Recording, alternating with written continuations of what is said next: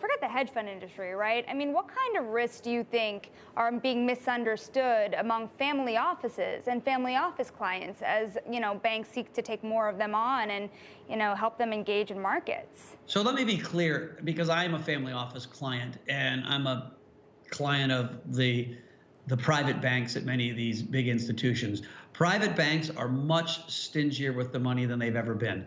It is brutal, even for a guy as many assets as I have, to get loans from the private bank. And so, this one fund was really interesting because he set himself up not on the private banking side, but on the broker-dealer side, like a hedge fund. And hedge funds have investors that watch your back, that every month see what leverage you're taking and where it is. Right? There's a whole infrastructure in the hedge fund world that monitors, in some ways, for the banks.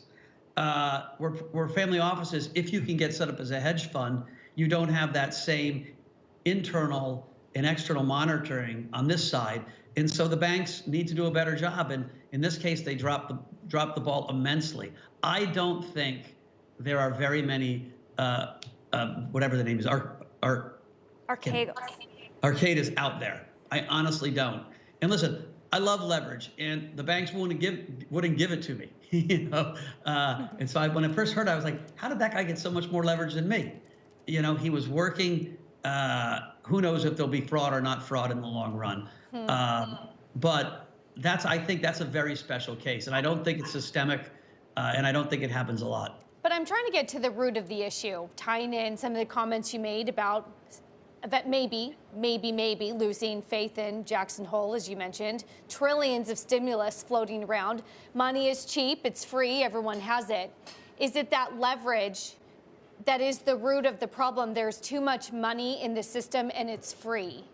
Well, there's a lot of money in the system and it's cheap. And so, a LeBron James rookie card can sell for $1 million because people are saying, well, where else are I going to invest value?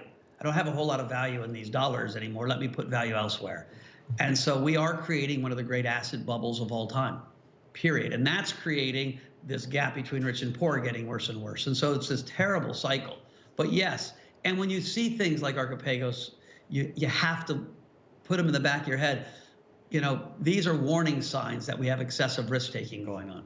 100%. And you're now seeing it in the crypto space a little bit. Yeah. Forget Bitcoin and Ethereum. You're seeing a lot of these small coins just explode north for no really good reason other than people have money and let's go to the next thing. Yeah. And so I certainly have a radar up around some projects.